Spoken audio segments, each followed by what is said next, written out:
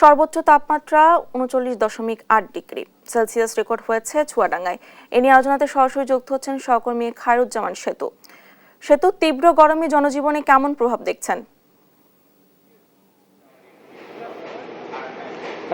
ধন্যবাদ জানা। আপনি যেমনটি বলছিলেন যে চুয়াডাঙ্গাতে কিন্তু বিকাল ৩টায় কিন্তু এই জেলার মৌসুমের সর্বোচ্চ তাপমাত্রা রেকর্ড করা হয়েছে ৩৯.৮ ডিগ্রি সেলসিয়াস এবং দুপুর 12টায় কিন্তু তাপমাত্রা রেকর্ড করা হয়েছিল ৩৮.৫ ডিগ্রি সেলসিয়াস।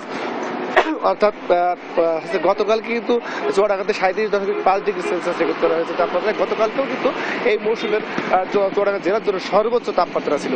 অর্থাৎ আমি যেতে তাপমাত্রা যে হচ্ছে প্রতিদিনকে যে হচ্ছে আপডেট আছে যারা হচ্ছে আপনাদের সেই আপডেট দেখি বোঝা যাচ্ছে প্রতিদিনই কিন্তু তাপমাত্রার রেকর্ড ভাঙছে চুয়াডাঙ্গা জেলার জন্য।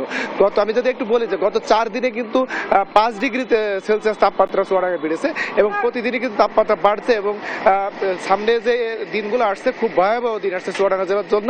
চুয়াডাঙ্গা আবহাওয়া অফিস আমাকে যেমনটি জানিয়েছে সেটা হচ্ছে যে ঈদের আগ পর্যন্ত কোনো সুখবর নাই, কারণ ঈদের আগে কোনো বৃষ্টির সম্ভাবনা নাই। বৃষ্টির সম্ভাবনা না থাকার কারণেই কিন্তু তাপমাত্রা কোনোভাবেই একেবারে কমবে না বলে চুয়াডাঙ্গা আবহাওয়া অফিস আমাকে জানিয়েছে। শুধু তাই নাই, চুয়াডাঙ্গা আবহাওয়া অফিস আমাকে এটাও জানিয়েছে যে সেটা হচ্ছে যে চুয়াডাঙ্গার যে তাপমাত্রা যে পারদ সেটা কিন্তু 40 পার হয়ে যাওয়ার সম্ভাবনাও রয়েছে। তবে খুশির খবর হচ্ছে এটাই যে বাতাসের আর্দ্রতা নাই। এই আর্দ্রতা না থাকার কারণে মানুষ কিন্তু হচ্ছে ঘামছে কম, অর্থাৎ শরীর দিয়ে যে পানি বেরোচ্ছে কম, পানি শূন্যতা হওয়ার সম্ভাবনা কম রয়েছে। তবে যারা রোজায় আছে তাদের জন্য কিন্তু খুব দুর্বিষহ জীবন পার হচ্ছে, কারণ তাদের কিন্তু একদম ঠোঁট থেকে শুরু করে গলা বুক সব শুকিয়ে যাচ্ছে আর কি।